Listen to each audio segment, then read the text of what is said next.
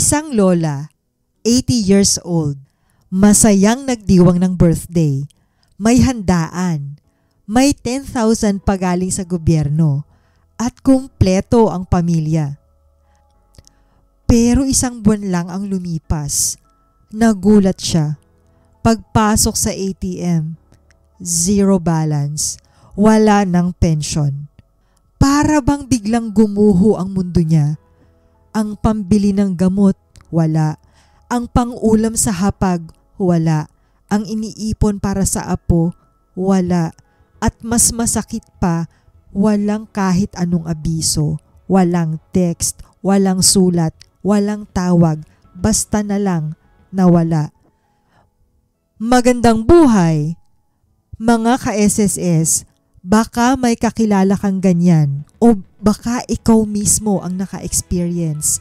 Ang tanong, bakit nasuspend ang pension ko? Hindi ito dahil sa bangko. Hindi rin dahil walang pondo ang SSS. Ang sagot, nakalimutan niyang mag-akop. Ano ang akop o Annual Confirmation of Pensioners? Parang simpleng attendance check. Pinapakita mo lang na buhay ka at entitled pa sa pension. Pero tandaan, hindi ito biro. Kapag hindi nag-akop, automatic suspend ang pension mo. Kaya isipin mo, isang araw nag-aabang ka ng pension pero wala. Yung mahahaba mong pila sa butika, hindi mo na mabayaran. Yung bayarin sa kuryente, naabutan ng disconnection notice. Yung panggasto sa araw-araw, bigla kang nawala ng sandigan. At dito papasok ang tanong ng marami, ako ba kasama sa dapat mag-akop? Kung ikaw ay retirement pensioner na nasa abroad, effective March 2024, retirement pensioner na 80 years old pataas dito sa Pilipinas, may total disability pension, death o survivor pensioner o asawa ng yumao, o kaya'y dependent minor under guardianship, kailangan mong mag-akop. Kung wala ka sa mga nabanggit, good news, exempted ka. Pero kung sakop ka, tandaan, isang simpleng kalimot lang pwedeng mawala ang buwan-buwan mong inaasahan. Ngayon, kailan ang schedule? Kung sakop ka, dapat kang mag-akop tuwing birth month mo.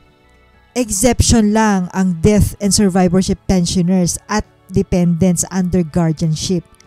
Sila base sa birth month ng namatay na member.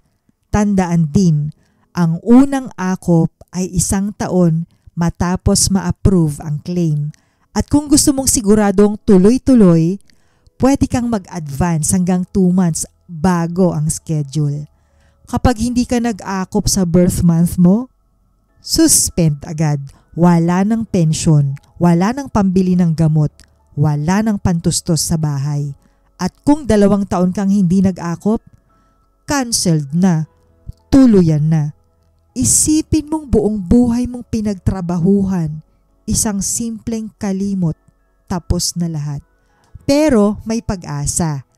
Kapag nakapag-akop ka, kahit late, ibabalik ang pension mo within 1 month. Kasama pa ang lahat ng buwan na hindi mo natanggap. Parang si Tatay Pedro, na late siya, pero nung nag-akop, bumalik lahat ng pension kasama ang naipon. Kaya kahit nakakatakot, tandaan, hindi ka mawawalan basta't nakapag-akop ka. So, paano para siguradong tuloy-tuloy? Una, alamin kung sakop ka. Retire abroad ba? 80 plus ka na ba? Total disability pensioner ba? Death o survivor pensioner ba? O dependent under guardianship? Pangalawa, markahan ang birth month mo o ng deceased member. Lagyan ng reminder. Pwede sa kalendaryo, cellphone, kahit sticky note sa ref. Pangatlo, kunin mo na ang tamang akop form sa SSS website. Piliin ang paraan na pinakamadali para sa'yo. Pwede email, courier, personal visit, video call kung nasa abroad o representative kung may limitasyon ka. At syempre, ihanda ang kumpletong dokumento, form, valid ID at picture na may kasamang dyaryo na may malinaw na petsa. Mas mabuting maaga dahil ang isang buwang walang pensyon, ramdam mo agad ang bigat. Mga ka-SSS, ang pensyon ay bunga ng pinaghirapan mo. Huwag mong hayaang mawala dahil lang nalimutan mong mag-akop. Kung nakapag-akop ka na, comment, tuloy ang pensyon. At itag ang kakilala mong pensioner, baka sila na ang susunod na mawalan ng walang abiso.